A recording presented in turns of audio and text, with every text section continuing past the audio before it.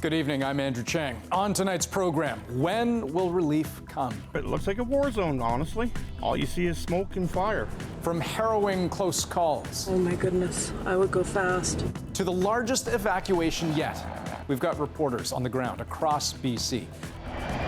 Also, confusion in the skies. This guy going? He's on the taxiway. Why an Air Canada flight had to change course to avoid landing on 4 planes full of fuel and passengers below. And economists are widely expecting interest rates to rise tomorrow. The consequences for mortgages, lines of credit, and how many more increases we can expect. All on CBC Vancouver News at 6.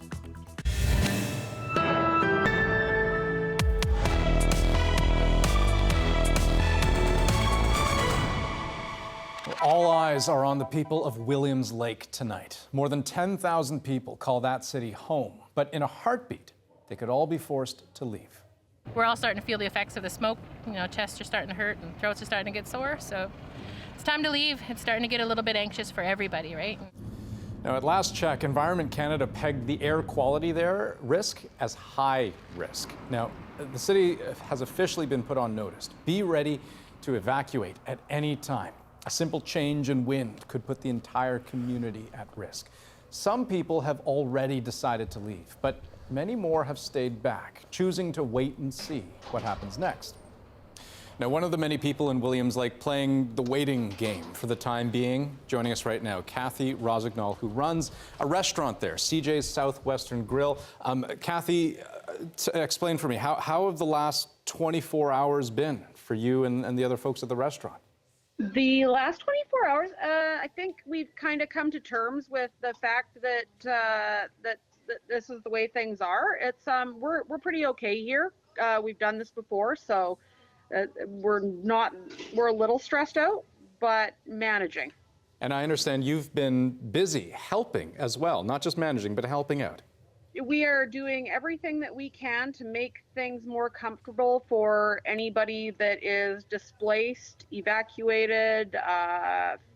We're feeding the crews up at the fire center right now. They're an awesome group of people. I can't believe what they're doing.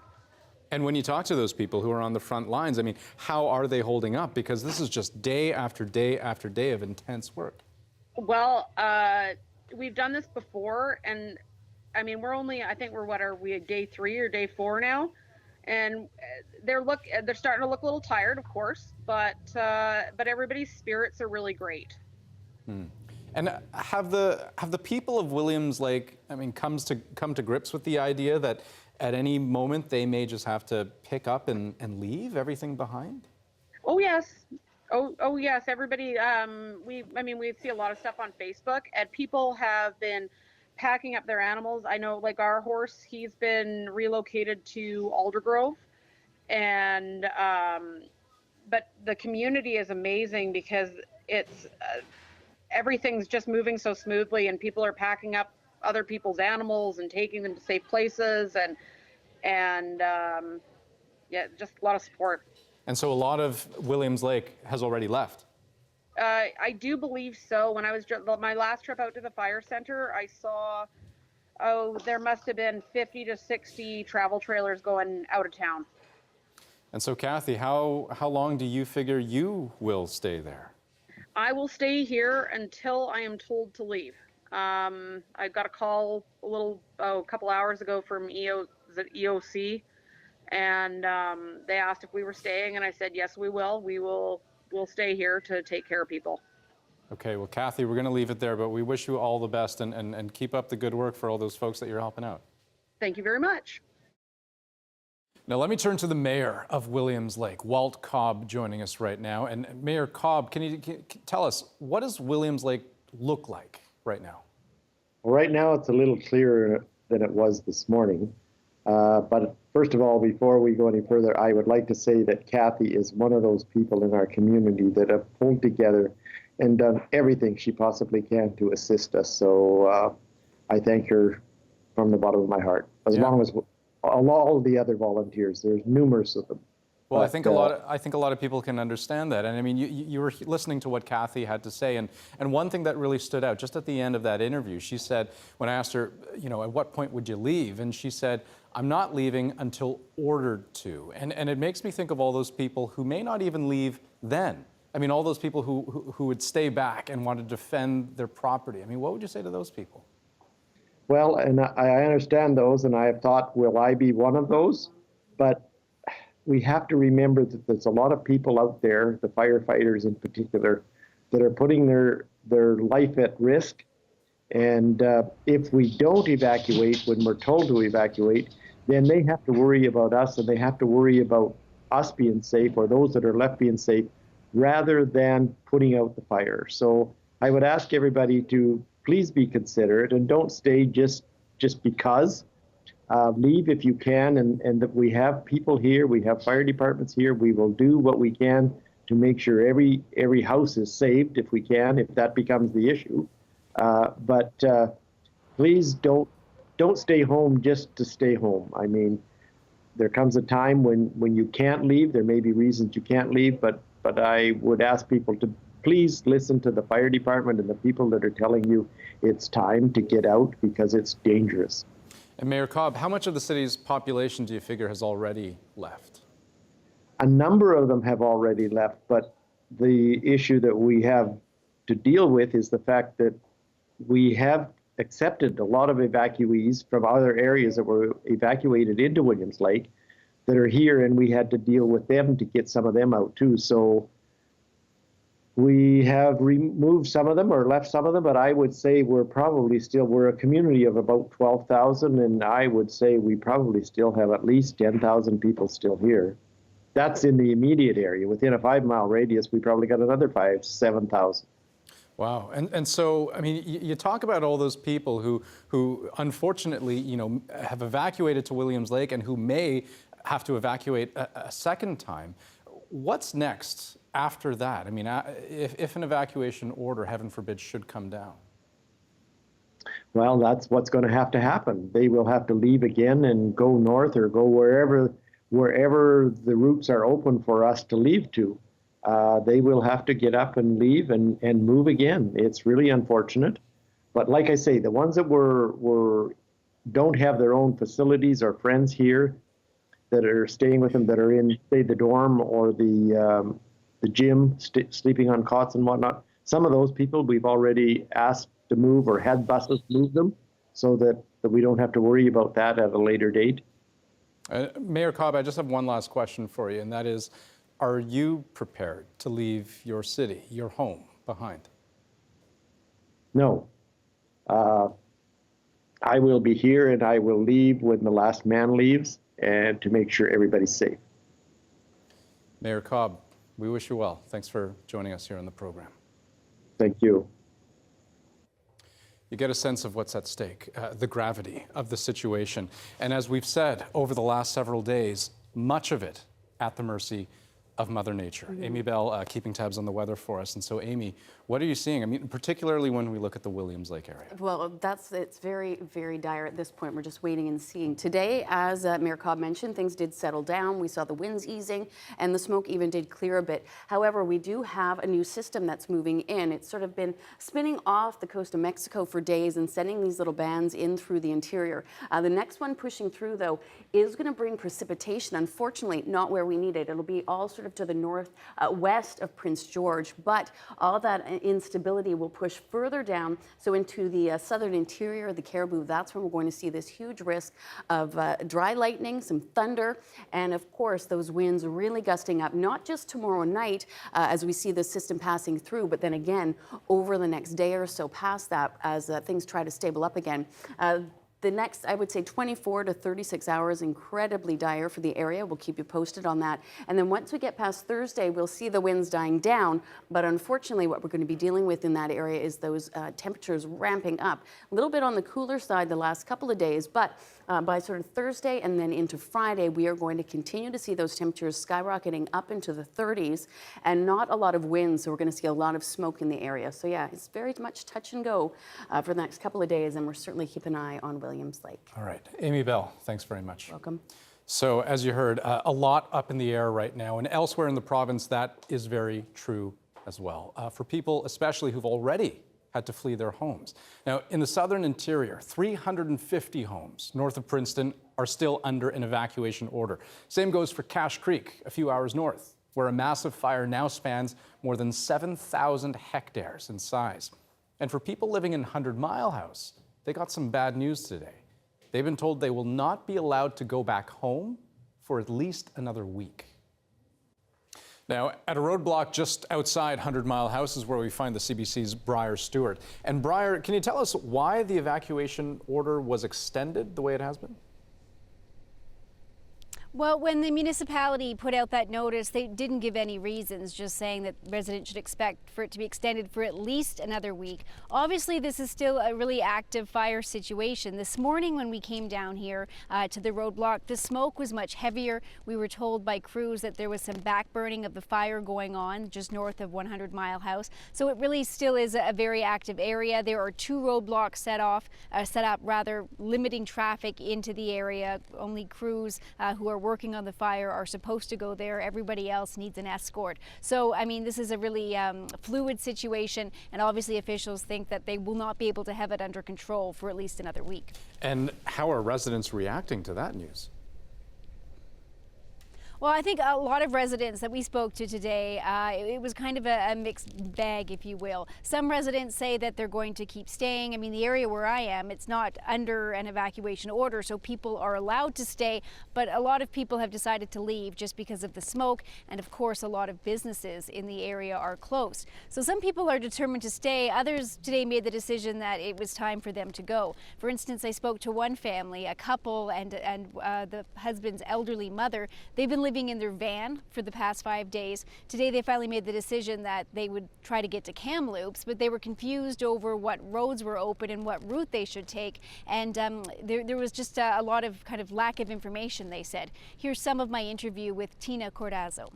Misinformation out there. People have to not believe everything so quickly, because for example, it was broadcasted that the 103 burnt down. It did not burn down.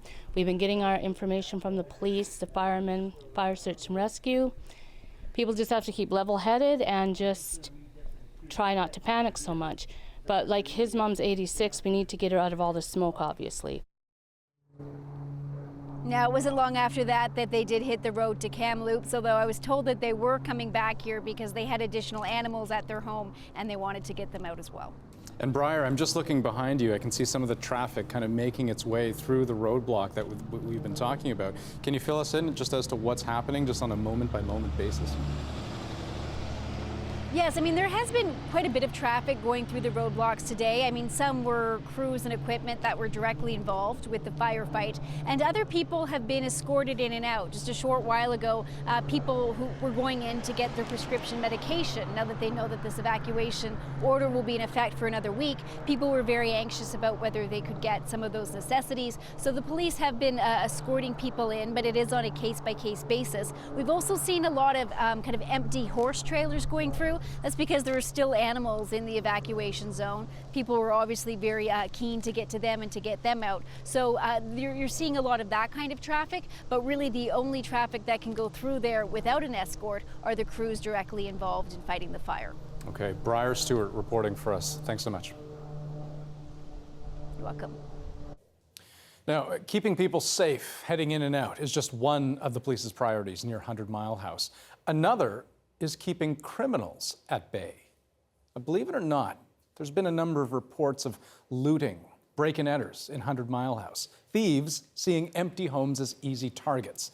Now, yesterday, police apprehended at least 5 people in the area, 2 who were carrying break-and-enter tools, and in another case, police say they seized weapons, bear spray, and heroin, and even recovered an ATV that they believe was stolen. In a statement afterwards, they said, "Criminal activity will not be tolerated in any area." Now, we've actually managed to link up with the mayor of 100 Mile House. That's Mayor Mitch Campsell joining us right now. And Mayor Campsell, when you were first alerted to the fact that looting was happening in your community, tell me, what was your reaction? Well, of course, you get angry. You just get mad because here's people taking advantage of my community in the most vulnerable position that our community could ever be in. So what kind of assurances have you been able to give the people of your community that their belongings would be safe while they're gone? I mean, if not from fire, then from thieves. Well, you know, we've got an incredible response team here right now, and I guarantee these guys are gone. They're done. I believe, you know, as always, you've got some bad apples, and I mean, that's about the nicest way I can put it. And they're scumbags. I'm sorry that I have to say that, but they're done. They've been caught, and we've got a team out here that's second to none. That if there's anyone left, they will be caught. Now, another difficulty that folks are having to deal with, of course, is the fact that they know now that they won't be able to return back home for at least another week. I mean, did you or other people expect that it would take that long to be able to return home? Well, you know what? When this thing first started, you kind of hoped it was going to be over in a day.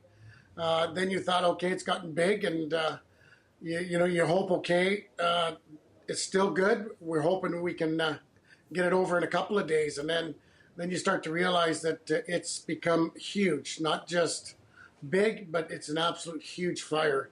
And just because of the safety issues and the safety reasons, and the protection of our community and our the public, we have no choice. And I feel really bad. Put it this way, we don't want it. We didn't ask for it. And I don't believe my community deserves it. And so your greatest concern at this point, moving forward, is what? Well, you know, it's losing anything. We so far in 100 Mile House, the town, the district, we've lost nothing. My big fear is to lose a sawmill or the OSB plant, because that's our largest employers. And even to lose someone's house, I don't want to lose a house. I don't want to lose anything. That's my biggest fear. I want people to come home. And when they come home, they still got their house, they still got their jobs. Well, indeed, there is so much at stake. And so, Mayor Kamsel, we appreciate you touching base with us here on the program. Thank you very much. Now, I think it's safe to say most people, even evacuees themselves, will not ever come face to face with fire. They'll have escaped long before it gets that close. But what you're about to see is a very rare kind of video. One couple's experience driving through an active wildfire. Take a look. Holy smokes. Wow. It just got darker and darker, and as we caught up to that really active part of the fire, the idea of turning around on a small 2-lane highway, you know, you got to go back through what you just came through. So we just kept pushing ahead. It was like driving. It was still daylight, but it was like the darkest night with no moon and no lights. And the headlights couldn't penetrate the smoke more than a few meters. We just couldn't believe how black it was. Now, we are happy to report that Sally Aitken and her husband made it through that fire. She was speaking to us today from Vancouver.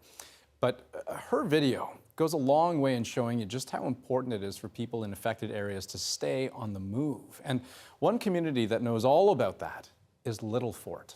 It's a tiny place, about 100 kilometers north of Kamloops.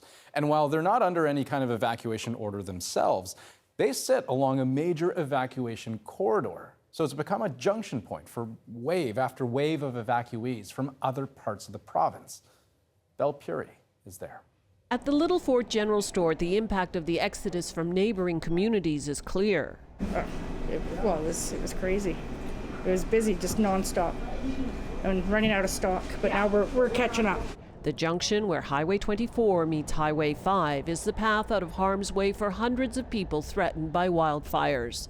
At Watson Lake, we were watching the fire bombers right in front of the house, doing circles, right? We got the alert. Next day we got the evacuation order, put the sprinkler on the roof and loaded up the truck and left. It's the only way out. Well, we're leaving 100 Mile because 100 Mile is now shut down, so there's no hospitals or anywhere to get food or gas. So we're heading down to the coast where we'll wait it out until we can go back home again. Little Fort has its own concerns. 2 fires are burning close by over nearly 1,000 hectares. But it looks like a war zone, honestly. all you see is smoke and fire. Local residents are frustrated by the effort to put out the flames. They wait too long to get the resources out here to get fighting them. One helicopter has been dropping water on the mountain. Oh yeah, you're living in this is a logging community. There's resources like crazy, there's equipment like crazy, and it's sitting idle when people are on the verge of losing their homes. There was an evacuation order here too, but it's been lifted.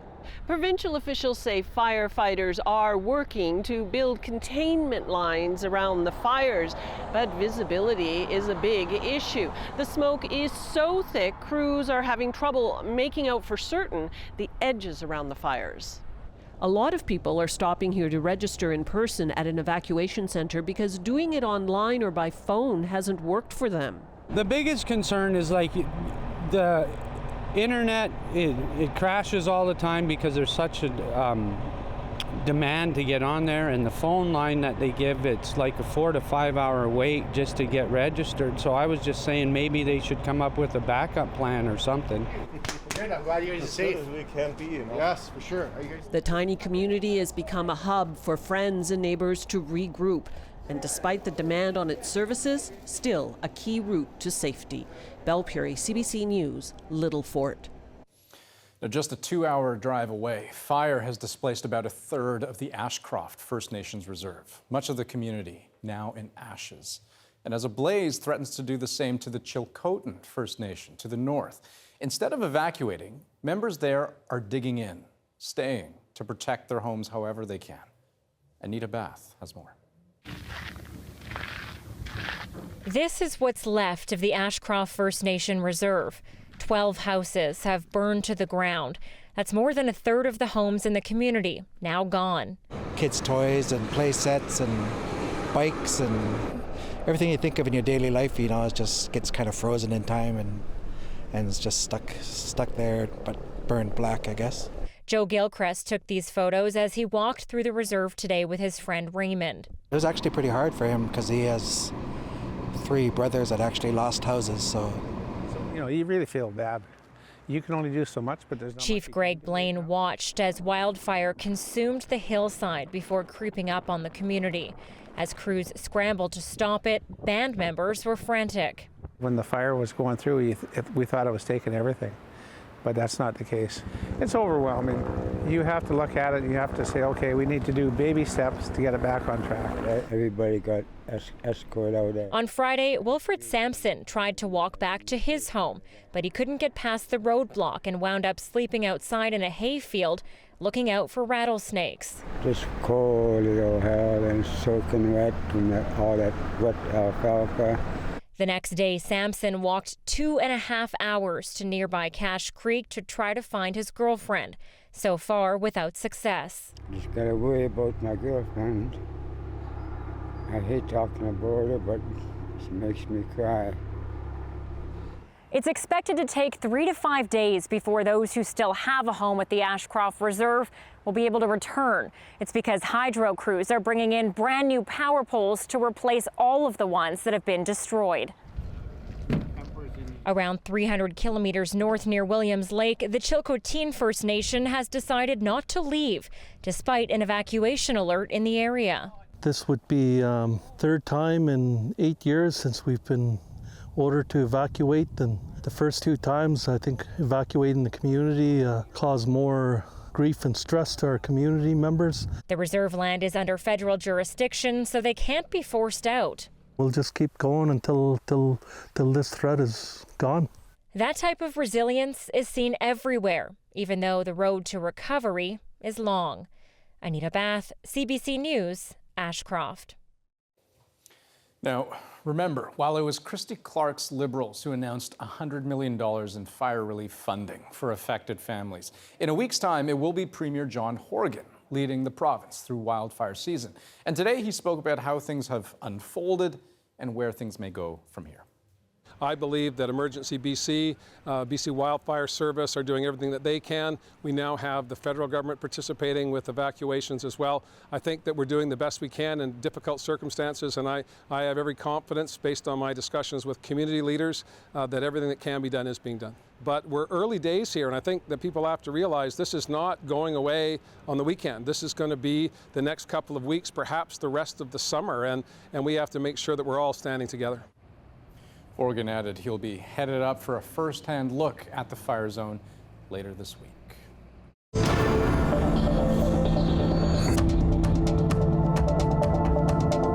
Returning now to our top story. With more than 200 wildfires burning around the province, communities are on edge. Already, more than 14,000 people have been forced out of their homes, and at least another 12,000 are on standby, ready to leave at a moment's notice. But smaller communities farther away from the fire are affected as well. A horsefly is about a 45-minute drive from Highway 97, but right now, the main road is only open to emergency vehicles, so regular traffic is at a standstill. Never mind getting supplies into town. And just think of the need for food or medicine. The local store is already running out of groceries, and gas is being rationed. Now, Santino Marazzo is a rancher living in Horsefly. He spoke to CBC Radio this morning. The problem that we have is the food. We have very little food left in our store. That's unfortunate because we shouldn't be without it. We were on gas rationing. Yesterday, a fuel truck came in and we were allowed to have $50 worth of fuel and 20 liters of gas for those that have generators. So we've been resilient, and we have been pulling together. Now, closer to the coast, the entire Bella Coola Valley is also pinched off. According to Drive BC, right now, only first responders can access Highway 20 west of Alexis Creek, which means anyone living in the Bella Coola Valley can leave, but there's no guarantee they can return. It also means that supply trucks haven't been able to get in. Now, our next guest is someone who is stuck right in the middle of all of that. Jen Fima joining us right now. She works customer service at the Higginsburg Mercantile, which is a grocery store. And so, Jen, first of all, thanks for joining us. Can you tell me how many people rely on you in your grocery store there? I'm pretty sure we have about over 3,000 people down in the valley. 3,000 people. And as far as grocery stores go, yours is one of the bigger ones? Yes, we are. And how have you been able to cope with the fact that you're essentially cut off from the rest of British Columbia? We're working on trying to see if we can get some freight trucks in. We still have internet, phone. The last time we had issues down here, we had food freighted in. We still have airplanes that fly in. Wow. So in the past, it's actually come to that, where you just can't rely on the roads at all? Yes, we have one hill that comes down into the valley, and it's been closed a few times. Okay, and so how low are supplies right now?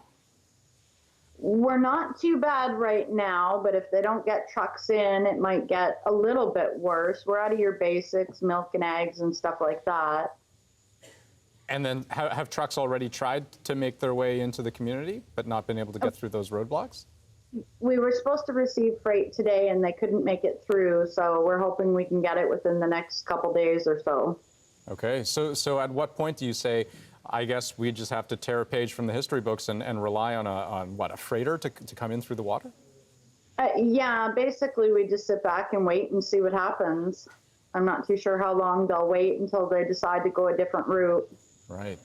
Are you nervous about how all of this is shaping up? Not really. I'm more nervous about, right now we have no fires down here, but what happens if that happens? Then what do we do? With all the roads closed in, how do we, get out? Yeah, exactly. Because I think, access to food and water, that's a pretty critical thing. But if you do need to get out for some reason, I mean, there's just the one road that goes in? Yes. Okay, so what would you do? Well, I'm hoping they can either bring a ferry in for us or we can fly out of here. Right. Wow. So just a waiting game. Yeah, hurry up and wait, as they say. So what is it then that would help the situation? I mean, given that we can't control Mother Nature, so what can local governments, what could the province, or even what could other towns do to help out? And basically, as long as we can get food down here, we should be, well enough to go on from there, unless we're evacuated as well. Okay, well, you folks don't have many options but to hunker down, and so we wish you well. Thanks for joining us. Thank you. Now, we did reach out to Emergency Management BC to ask how closely they're watching smaller, isolated communities. This, in part, is their response. Local governments typically have plans in place, including the provision of supplies, evacuation routes, and health care provisions. They went on to say that Emergency Management BC routinely works with local governments and will use all necessary resources to support evacuations if the need arises.